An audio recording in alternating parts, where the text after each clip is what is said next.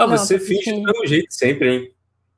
Mas é porque é como a gente tá antes de gravar, a gente geralmente tá no celular Não mesmo. tô nem aí, dona Jana. O que é isso aqui? Que monte de diminutivo tem aqui nesse texto, dona Jana? E você vai silenciar os meus diminutivos nessa edição, é isso? Ué, você não pediu pra eu editar? Não é isso que o editor faz? É É, isso? né? É isso ou não é? Vambora, vamos saber agora. Efigenialidades. Criatividade e escrita.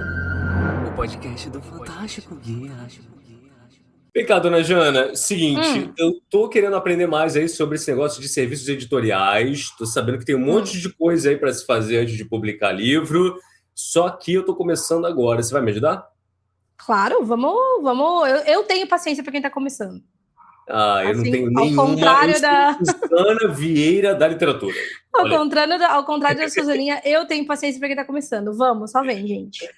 É, meu amor, eu tô realmente aqui preocupado porque, assim, eu não tô com essa grana toda para investir na publicação do meu livro, né? Eu tô querendo fazer um negócio independente ali, você sabe como é que é, né? Fazer Sei bem. autopublicação e tal. E aí eu tô sabendo que tem um negócio de leitura crítica, já me falaram de edição, preparação, revisão, diagramação e até tradução, se eu quiser me aventurar, né, no mercado gringo lá fora. E aí, como é que fica a minha Tem situação, muita dona Jana? coisa. Cara, tem muitos serviços aí pra gente falar. Todos esses serviços, alguns serviços são complementares, outros serviços são opcionais, vai depender do que você quer fazer aí. Então, acho que a gente pode passar um por um. Antes, falar um pouco em geral sobre serviços editoriais, depois passar um por um, para o pessoal entender certinho o que cada um desses profissionais faz. O que você acha? Mas antes de qualquer coisa, eu gostaria de deixar aqui registrado, como Lá vai. sempre deixamos registrados, que antes de começar a gastar dinheiro com qualquer coisa dentro do mercado editorial, você precisa ter muita noção do que você está sabendo, né? Então, assim, Exatamente. não é só assistir esse vídeo aqui e achar que já sabe o que é leitura crítica, o que é edição, o que é preparação. Não. Tem que dar um tempo, tem que conhecer mercado editorial, tem que saber do que é que a gente está falando exatamente. E não só isso, dona Jana, saber também quais são os valores praticados no mercado, né? O que é aceitável, o que não é aceitável. Então, antes de mais nada, a gente precisa se dar o tempo aí de aprender um pouco sobre quais são os processos aí, quais são os passos até que a gente possa chegar na publicação, porque nem sempre uma publicação vai seguir os mesmos passos de outra, certo? Exatamente isso que eu ia falar. Mesmo que você saiba exatamente o que é, mesmo que você conheça bons profissionais, mesmo que você esteja 100% ciente do que está acontecendo, não é todo serviço que vai pedir, não é toda obra, né, que vai pedir todos os serviços, ou um serviço específico, assim. E aí não é a obra em si. Ah, minha obra está bem escrita, não precisa de revisão. Não é isso que a gente está falando. É só assim, o que você vai fazer com esse livro? Você vai mandar para uma editora? Você vai publicar independente? Você vai publicar independente em e-book? Você vai publicar independente impresso? E as coisas começam a fazer mais ou menos sentido de acordo com um contexto inteiro, com uma trajetória inteira daquela obra.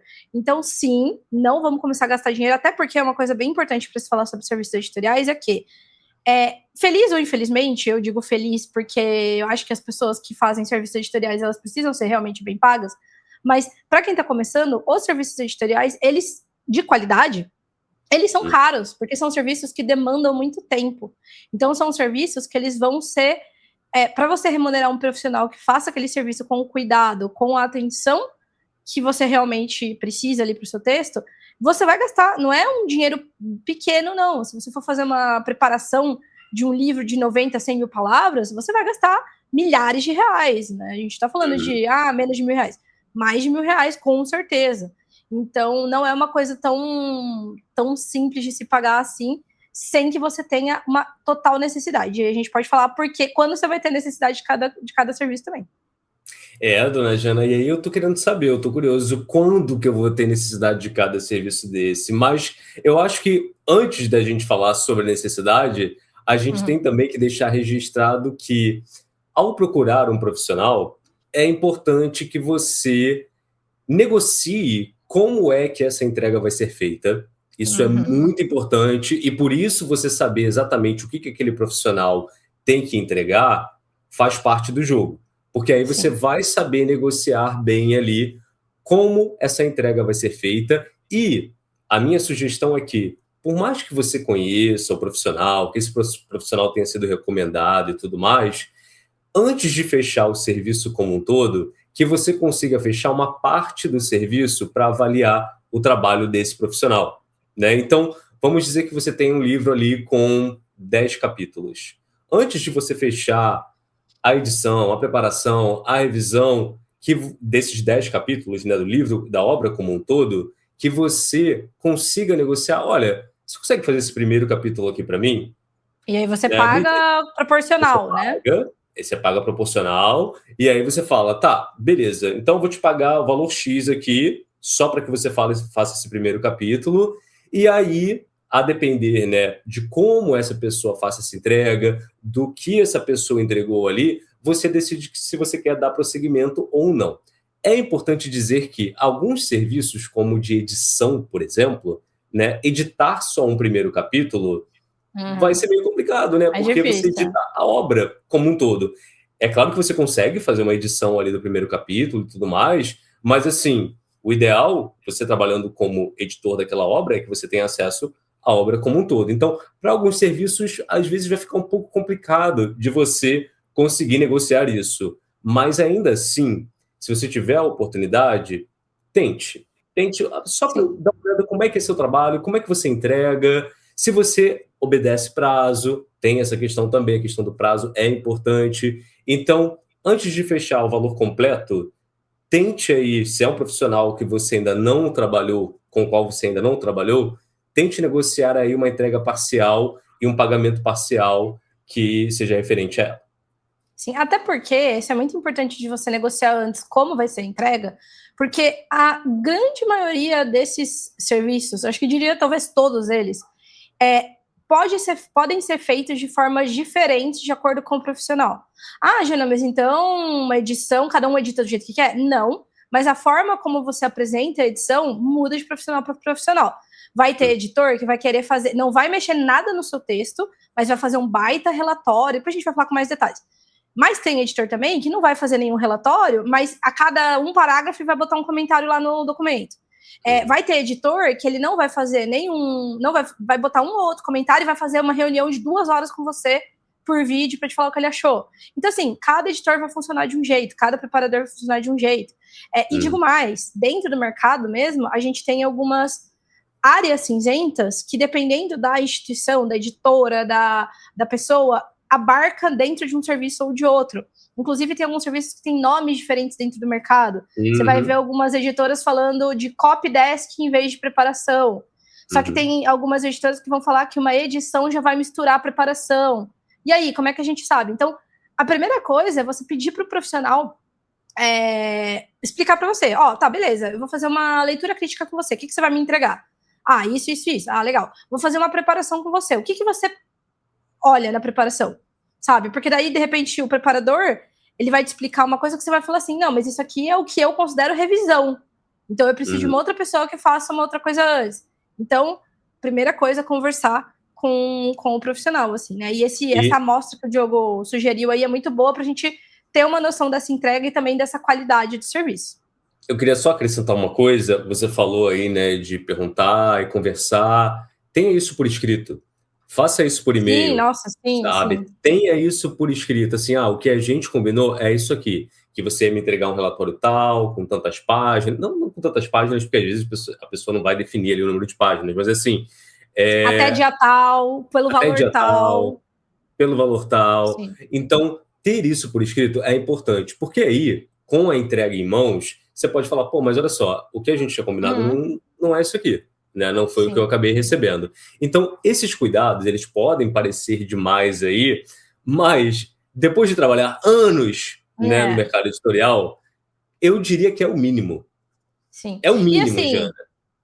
E isso aconteceu comigo esses dias, que eu tô fazendo um serviço muito legal para uma pessoa muito legal que eu conheço, e essa pessoa entrou em contato comigo pela DM, porque a gente se conhece já e tal, e aí eu falei com a pessoa, falei, fica tanto... a gente faz de tal jeito, né? E eu, como a prestadora de serviço, ela falou, não, tá, fechou, eu vou te mandar o arquivo. Eu, como prestadora de serviço, fui lá e elaborei um e-mail falando assim, conforme a gente combinou no WhatsApp, acho que foi no Instagram, Isso aí eu faço por tanto valor à lauda, faço dessa forma, desse jeito, nananã, entrego até dia tal, a gente conversa, né? Então, mesmo que você fale com essa pessoa, porque você conhece a pessoa, você fale com ela por DM, por WhatsApp, pessoalmente, depois não é uma coisa incomum você consolidar tudo por e-mail e falando no e-mail. Conforme a gente conversou, vai ser assim, assado, pode ser? Beleza? E pronto, fechou. Perfeito. A Fifi tá jogando ossinho pro alto aí que eu tô Ela ouvindo. Tá jogando. Né? Eu vou até pegar o ossinho da bichinha. Eu tentei disfarçar. Mas, gente, o ossinho da Fifi. Ih, rapaz, olha o ossinho da Fifi aí, dona Jana. Depois eu te dou esse ossinho, meu amor. Agora ela tá carente. Mas eu queria esmiuçar um pouco do que se trata cada um desses serviços, Jana. E é o que você falou. Às vezes, o que vai ser prestado ali, né? Ainda mais quando a gente está falando de edição, preparação, revisão, às vezes existe uma mistura a depender da editora com a qual você esteja trabalhando, a depender do profissional que está oferecendo aquele serviço e tal. Então, a gente vai dar uma ideia geral aqui, né? Mas é possível que você encontre algumas pequenas diferenças ali dentro do mercado editorial, né? E não é um problema, tá? Não abona ou desabona ninguém. É só que cada lugar tem uma nomenclatura e é legal a gente deixar tudo esclarecido, mas eu acho que essa determinação que a gente vai fazer aqui, ela é que a Fifi tá querendo participar do episódio. Ela tá que tá, fala. Eu ousaria dizer, a definição mais abrangente, assim, no sentido de que mais pessoas usam essas definições que a gente vai usar aqui. Mas você pode encontrar pessoas que usam definições diferentes. Exato. E se a gente chegou nesse momento aqui, eu presumo que a sua obra já tenha passado por leitores beta, eu presumo que você já tenha dado uma segunda vida na sua obra. Se você não ouviu o episódio sobre leitura beta, vá lá e escute, que tem um episódio só sobre isso. Exatamente. E é importante dizer isso porque se a gente está chegando aqui, a gente parte do pressuposto que vocês já sabem bem o que é que deveria ser feito antes disso. Sabe? Tudo que a gente deveria ter feito para chegar até aqui já está consolidado. Então, beleza. Certo. Então, agora, eu quero falar um pouco sobre leitura crítica, Jana. Primeiro, é essencial uma leitura crítica? Sim. Como a gente falou no episódio de leitura beta, geralmente não é essencial. A leitura crítica, ela é como se fosse eu vou usar aqui uma nomenclatura bem engraçadalha aqui, mas é como se fosse uma leitura beta Premium Plus. Então, é geralmente uma leitura beta feita por um profissional que vai te apontar algumas coisas por um viés mais profissional de, essa estrutura funciona melhor assim, assado. Mas a leitura crítica, ela é mesclada ali com a edição. Então, eu acho que se você for pensar numa edição, por exemplo, eu não faria uma leitura crítica antes. Mas se você quer fazer só uma leitura crítica para depois desenvolver mais você mesmo, editar esse texto com mais calma e tudo mais e mandar para algum lugar, pode ser, mas assim, não diria que é essencial, não.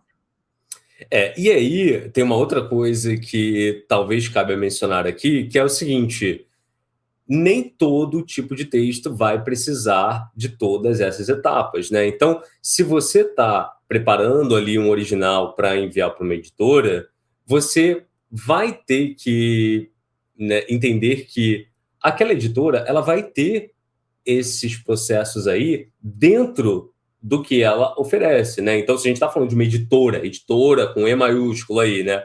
Ela vai... A gente já... Tem outro episódio sobre isso, né, Dona? Não, mas é porque, assim, eu acho muito engraçado que as pessoas não ligam que uma editora, ela vai editar o seu texto. Se uma editora for realmente uma editora, ela vai editar o seu texto. Editar é a principal coisa, entendeu? Então, uma editora séria... Ela, por mais que o seu manuscrito seja maravilhoso, que a editora olhe, a pessoa física ali, editora, bata o olho e fala, meu Deus, é isso que eu quero publicar? Cara, nem que você seja um gênio, uma gênia da literatura, o seu livro não vai precisar de alguns ajustes, às vezes menor, não é nem só por questões de conteúdo. Às vezes, isso é uma coisa que é pouco dita. Às vezes, a editora vai falar assim, eu quero que o seu livro esteja menor, porque eu não vou publicar o seu livro do tamanho que ele tá. Ele tá ótimo do jeito que tá, mas ele precisa ser menor porque a gente precisa gastar menos com impressão. A gente precisa gastar... O valor de capa tem que ser menor porque você é um autor iniciante. Então, assim, às vezes não é nem... mas meu livro tá perfeito, ninguém vai precisar editar. Não, vai precisar editar de um jeito ou de outro. Então, acho que a leitura crítica ali é uma etapa que é muito... Eu acho que ela é mais uma ferramenta de aprendizagem do que um serviço editorial essencial. Não sei se isso faz sentido. Eu acho que é mais um caminho para você aprender melhor sobre como você escreve, do que realmente uma coisa pela qual o seu texto vai precisar passar antes de ir para uma editora, antes de ir para uma revista, alguma coisa assim.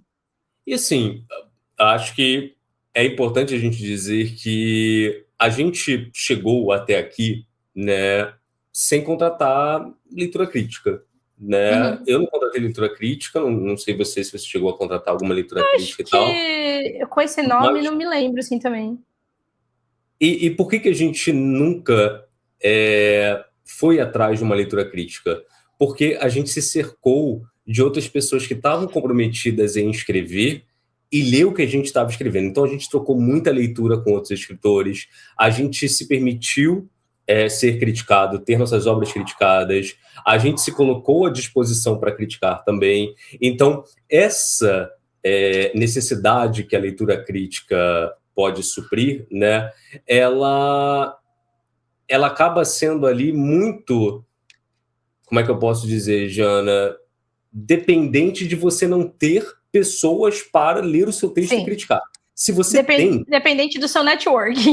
Exato. Se você tem essas pessoas, se você é amigo dessas pessoas, cara, você não precisa pagar por isso, tá? Sim. Agora, é um serviço que é oferecido, é um serviço válido, o que você precisa ter cuidado é aquele cuidado de sempre que a gente falou. Conheça esse profissional, saiba o que você quer dele, né? Por que é que você quer que aquele profissional critique o seu texto e nunca, jamais leve a resposta da leitura crítica, o resultado da leitura crítica, como uma verdade.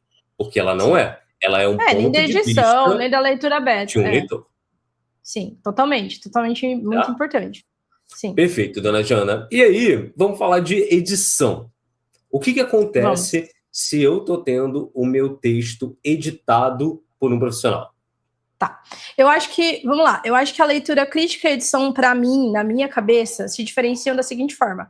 O leitor crítico, ele está observando e relatando coisas.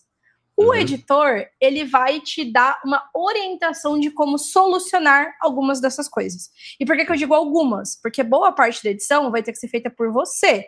O editor, ele não tem a obrigação de te dar respostas prontas, isso é muito importante, mas ele pode sim, ele tem mais habilitação para te dar respostas ou alternativas. O que eu quero dizer com isso? Um leitor crítico talvez vai e te diga assim: olha, Diogo, o seu livro está muito bom, só que eu acho que ele está muito longo. Ele precisa ser reduzido um pouco, porque ele tem uma barriga no meio, tá? O leitor crítico foi lá, ele diagnosticou. O editor, ele já vai sentar ou pegar você pela mão e vai falar assim: ó, Diogo, seu livro tá muito longo, tem uma barriga aqui. O que eu acho aqui? Eu acho que esse personagem aqui, ele pode ser eliminado. Por quê? Por causa disso. Então vamos cortar esse personagem. Tirando esse personagem, você vai ter aqui um espaço que você vai fazer isso. E aí aquela cena que acontece no primeiro ato, você vai jogar pro segundo ato. O que você acha disso? Ou então ele vai falar assim: ó, tem duas alternativas. Ou você tira um personagem, ele não especifica qual. Ou então, o que você pode fazer também é, de repente, fazer um em média res aqui. O que você acha? E aí vai caber a você, pessoa que tem o texto ditado, ou acatar uma dessas alternativas, ou, de repente, ter uma terceira sugestão e falar assim, chegar para o seu editor, até porque, assim, isso é uma coisa muito importante também, diferente de leitura crítica e edição. Leitura crítica, serviço único. O leitor crítico foi lá, leu, fez um relatório, fez um comentário, o que quer que ele faça, te entregou, beijo, tchau e benção, você nunca mais vai olhar na cara do leitor crítico se você não quiser. Edição, processo de iteração. O texto vai, o texto volta, vai e volta, vai e volta. Quantas vezes? Não sei, vai depender do editor. Em quanto tempo? Não sei, vai depender do editor, mas ele é um processo mais longo que tem esse bate-bola. Então, de novo, o editor ele vai falar, faz isso, isso e isso. E aí você, como pessoa que está tendo seu texto editado, vai falar, olha, mas eu não concordo com isso, tudo bem? E o editor, se for um bom editor, ou ele vai te falar assim, não, realmente isso aqui não tem jeito, então acho uma outra alternativa, mas isso tem que ser feito. Ou ele vai falar, não, realmente, qual que é a sua alternativa? Ah, minha alternativa é fazer isso, isso, isso. Funciona, pra mim funciona. Então, beleza, vai e faz aquilo. Então, assim, existe uma troca. O processo de edição Ele é mais longo. Inclusive, tem algumas pessoas que eu acho, né, que a gente não falou muito, tá? Mas só a leitura crítica, geralmente, ela é feita por número de páginas ou laudas, o orçamento da leitura crítica. Então, você tem um tamanho de um livro lá, de um texto, de um conto, o que quer que seja, e o seu leitor crítico vai falar, eu cobro X por lauda. Depois, acho que, posso falar o que é uma lauda? Não sei se todo mundo sabe. Pode, fica à vontade. Lauda é uma métrica de número de caracteres com espaço dividido por um número fixo. Hoje em dia, no Brasil, a lauda mais comum que a gente tem, a lauda padrão, é 2.100 caracteres. O que isso significa? Para você saber quantas laudas o seu livro tem, você vai pegar o número de caracteres com espaço, que geralmente seu processador de texto vai te apresentar ali numa tabelinha, né? Você vai pegar aquele número e dividir por 2.100. Aí vai dar 300 laudas, por exemplo. Mas é a mesma coisa que número de página? Não. Mas é a mesma coisa que número de... Não, é simplesmente uma métrica em que você divide o número de caracteres com espaço por 2.100. Fim. Geralmente o leitor crítico ele vai cobrar por lauda. O editor ele pode cobrar por lauda, mas eu já vi editor cobrar por encontro ou cobrar então por mês, tipo como se fosse um acompanhamento. Então, então eu vou editar o seu texto aqui ao longo de 3 meses. Você vai pagando o editor por mês, e aí se você fizer antes, você paga menos meses. Se você quiser fazer mais tempo ali, você paga mais meses, porque o que vai depender de quanto tempo que o editor vai tomar em cada uma dessas idas e voltas do seu texto, tá? E dentro de uma editora, obviamente, a gente está falando aqui de comprar um serviço por fora, mas dentro de uma editora, também vai existir esse serviço de ida e volta. Então, o editor ele vai comprar o seu livro, ele vai ler o seu livro, aliás, na ordem o editor vai ler seu livro, vai querer comprar seu livro, ele já vai elaborar provavelmente uma lista de tópicos que ele acha que você tem que endereçar, vai te passar, você vai ter um tempo para fazer isso, vai te dar um prazo, você vai resolver isso, vai devolver o manuscrito ali, geralmente com controle de alteração para o editor ver o que você fez. Aí o editor vai ler de novo, vai te devolver falando, isso aqui ficou bom, isso aqui não resolveu, isso aqui criou um outro problema, vamos resolver de novo. E aí vai e volta até resolver, tá? Então não sei se deu para entender, mas a leitura crítica e a edição leitor crítico, vai te dar um diagnóstico, vai olhar e vai fazer um relatório do que ele vê ali que pode ser melhorado, mas em geral, ele pode até te dar sugestões, mas em geral não cabe ao leitor crítico falar o que você precisa fazer. Editor vai te apresentar o que você pode fazer para resolver aqueles problemas e geralmente vai te acompanhar ida e volta, ida e volta. Então, leitura crítica é serviço único, edição um serviço mais longo e mais duradouro, assim, em termos de tempo. E aí, lembrando, mas fulano faz leitura crítica e ele também dá sugestões de que mexer. Beleza? É aqui justamente o que a gente estava falando. Às vezes, existem profissionais ali que vão se dispor a fazer mais do que aquele serviço demandaria. E tá tudo bem, não é uma questão. Ou vai chamar um serviço com outro nome. Ou ele tá editando o seu livro e tá chamando de leitura crítica. Tá chamando de leitura crítica. Exato, é só você negociar o que tá acontecendo ali. Exatamente. Então, isso que a Jana falou sobre lauda também, gente, é claro que, eu preciso saber de tudo isso, cada detalhe, como calcula a lauda e tal. Não precisa, cara. Mas assim, se você tá nesse processo, é interessante você saber como é que as coisas funcionam, como é que se cobra. Porque aí falando, não sei até para você saber negociar, exato. Já aconteceu, às vezes, de eu ir passar um serviço para a pessoa e a pessoa não saber contar a lauda onde que eu acho o número de caracteres por espaço? E tudo bem, não tem problema, eu ensinei lá, a pessoa viu. Mas assim, quando uma pessoa já chega para mim e fala assim, quanto você cobra por lauda? Eu já sei que eu tô lidando com uma pessoa que sabe o mínimo do que tá acontecendo. Então, já é mais fácil de lidar com essa pessoa, assim, para você oferecer o serviço.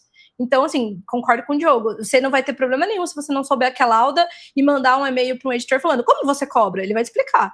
Mas é legal você já ter ali uma noção maior, né? Exato. Mas se você terminou seu livro agora, procurou um profissional, ele falou, eu cobro X a lauda, e você nunca nem ouviu falar de lauda na sua vida, eu diria que não é o momento de você estar procurando serviços editoriais. Eu diria que, calma, porque ainda tem algumas coisas que você precisa entender sobre o mercado. Então, você está meio que se atropelando e, às vezes, se expondo ali a algumas situações nas quais você vai ter que negociar e você não sabe nem o que você está negociando.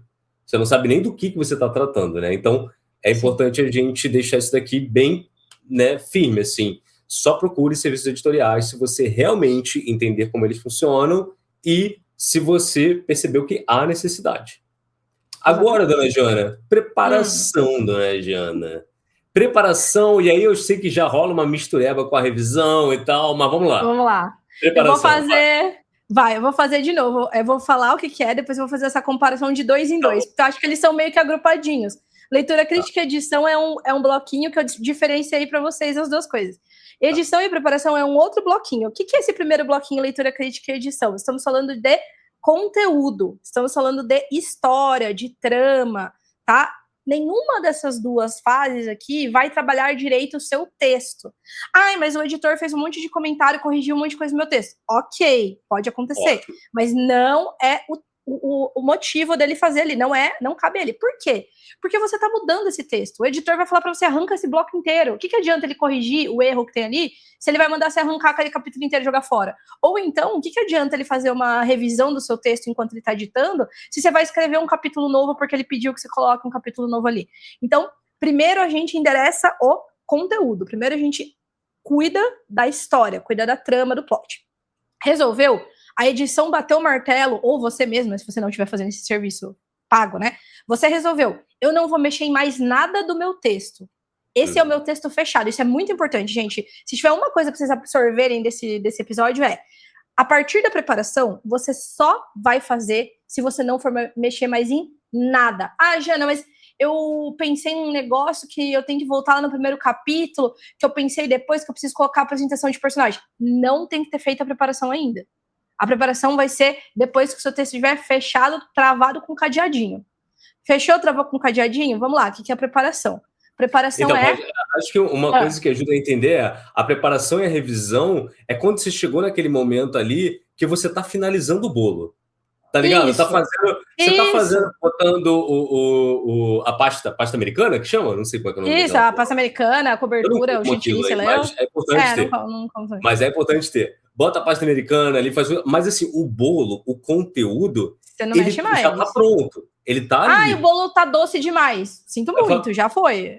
Problema teu. Exato. Feito isso antes. Agora eu já joguei essa pasta aqui. Queria mais recheio. Já era. Exatamente. Eu já tô aqui confeitando o bolo todo e agora não é o momento. Agora a gente já entrou numa etapa de lapidação, de finalização do texto. Então, fechou, o seu bolo tá pronto, agora é a coberturinha e tal, embelezamento. Então, a gente vai trabalhar, a gente estava trabalhando o conteúdo, agora a gente vai trabalhar a forma. O que é a forma? É o texto. Então, a gente tem duas etapas que são conjuntinhas, assim, porque elas são meio parecidas, elas são meio cinzentas, que é a edição, a preparação e a revisão. O que é a preparação? A preparação, eu gosto de dizer, que é o massageamento do texto. É pegar aquele seu texto e deixar que ele, né, tem um formatinho ali, e você vai aparar as arestas daquele texto e mudar coisas efetivamente para que esse texto soe mais agradável, para que ele fique mais gostoso, menos repetitivo. A gente, obviamente, não mexe na voz da pessoa que escreveu aquele texto, é óbvio, isso não é feito.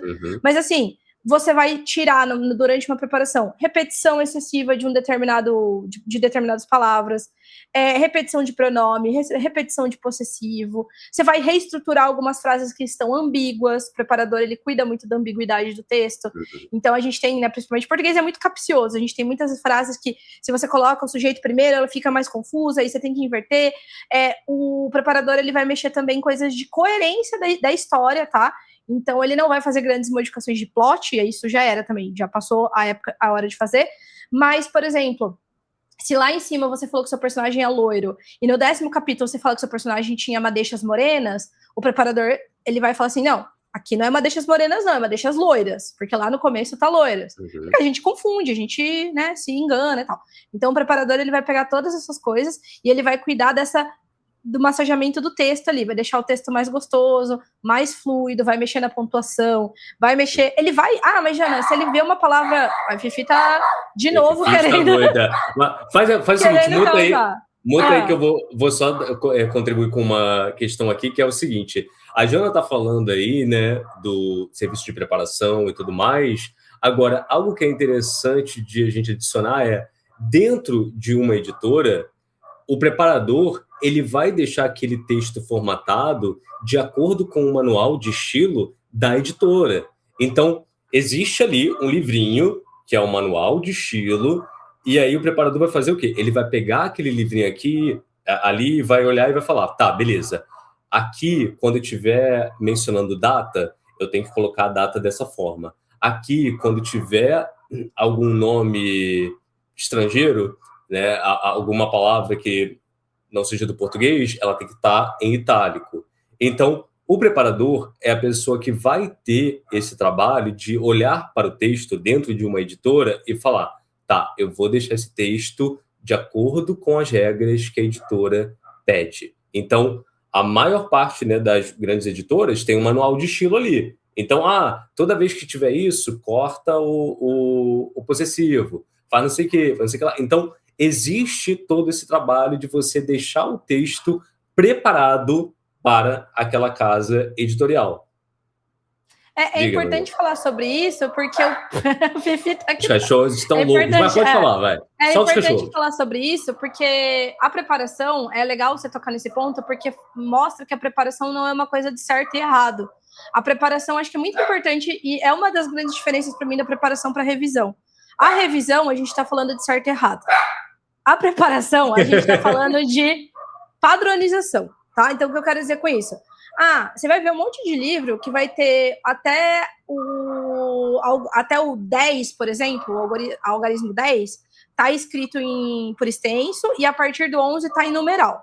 Você vai ver outras editoras que é sempre por extenso. Tem um certo ou errado? Não, tem um padronizado. Então, a importância do preparador é padronizar. Se a editora fala para ele, todos os numerais vão ser em negrito, não importa se o preparador acha bonito ou não acha bonito, ele vai lá, ele vai colocar todos os numerais em negrito. Então, a preparação, ela também é uma padronização de estilo, né? E quando a gente diz estilo, é isso.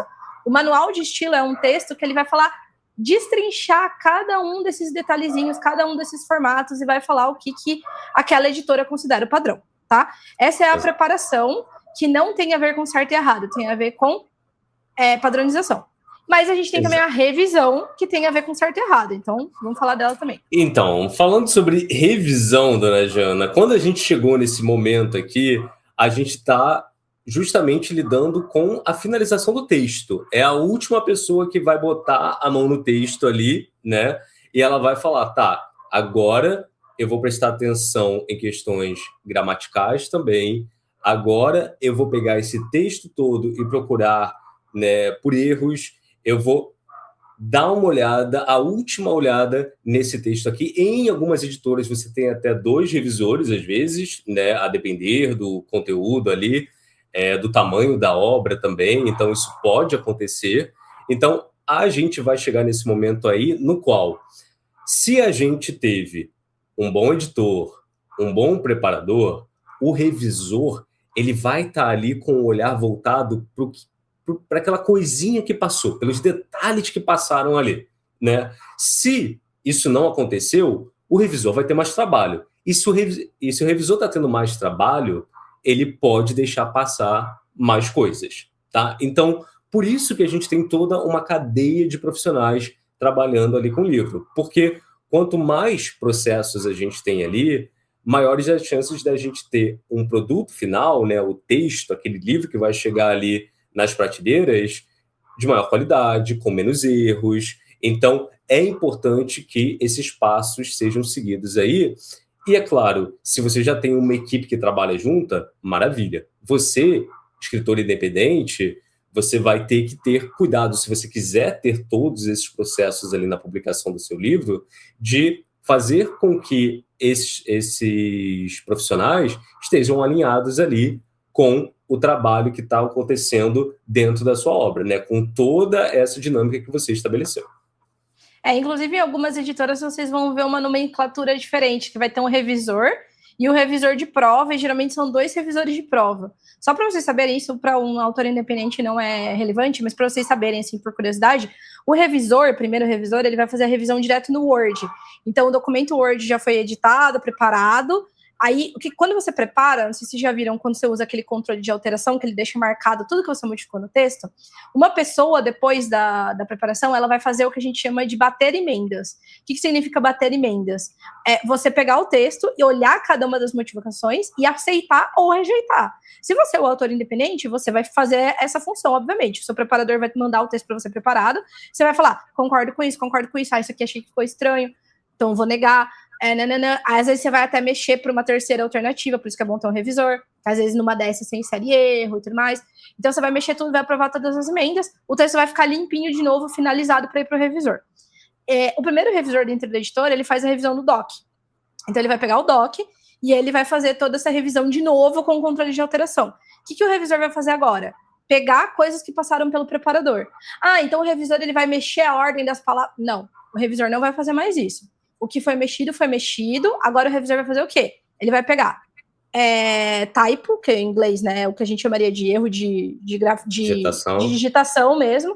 Então, assim, uma palavra faltando uma letra, uma palavra com uma letra invertida, ou então um que a gente chama, pode ser chamado também de saci, que é o que passa por todos os profissionais, que geralmente o saci é quando a palavra existe no português, só que ela significa uma outra coisa.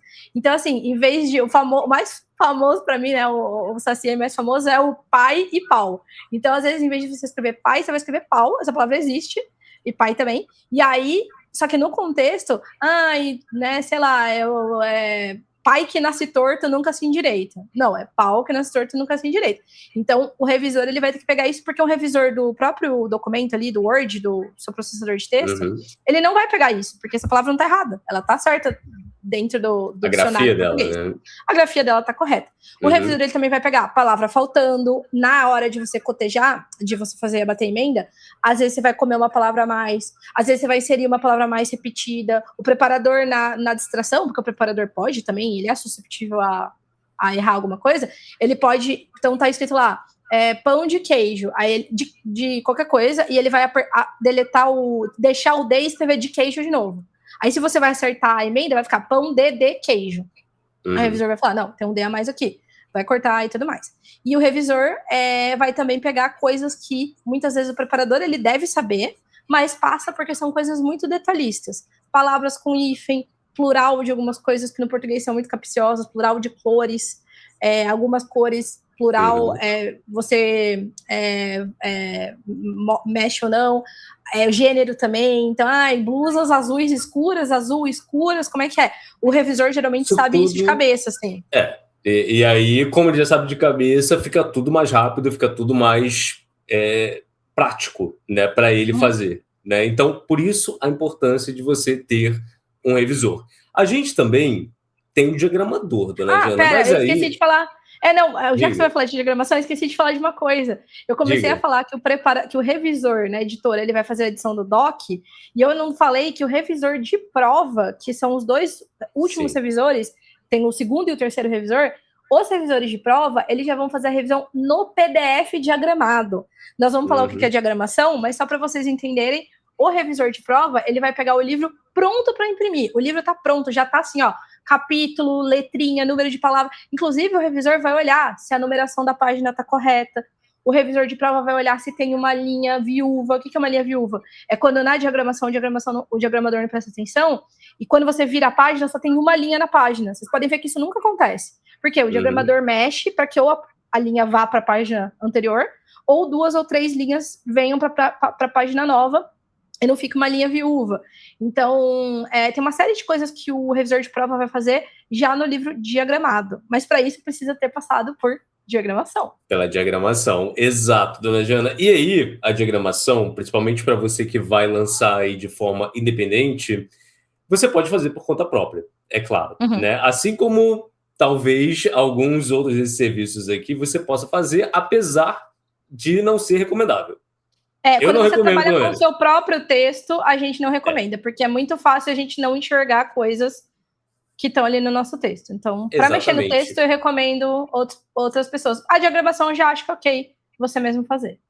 Se você entende, né, dessa parte de diagramação e tal, tá tudo bem fazer. Se você vai colocar o seu texto na Amazon, por exemplo, você pode optar por uma diagramação bem básica, tem um monte de vídeo aí no YouTube da galera ensinando a diagramar e tudo mais, colocar os capítulos ali direitinho, beleza. Mas se você quer uma diagramação mais bonita, se você quer acrescentar ali, né, algumas quebras de capítulo, de cena, você pode também... um arabesquinho no número do capítulo, um desenho, número de página diferente, qualquer gracinha assim, aí você pode pagar um diagramador. Exato. E aí você pode contratar esse diagramador, lembrando que o diagramador, ele vai trabalhar ali com produtos diferentes. Então, se você está falando de um livro físico, a diagramação vai ser uma. Se você está falando de um livro digital, a diagramação vai ser outra. Né? Então, o diagramador do livro físico, ele precisa, inclusive, ter alguns conhecimentos de sangria da página, uma série de coisas gráficas que o diagramador do e-book não precisa saber. O diagramador do livro físico, ele sabe quanto espaço ele tem que deixar da lombada, da parte da página da lombada até o começo do texto, porque senão o texto fica muito para dentro da página e você não consegue ler. Um diagramador de e-book já não precisa ter esse cuidado, ele só precisa diagramar bonitinho ali o arquivo.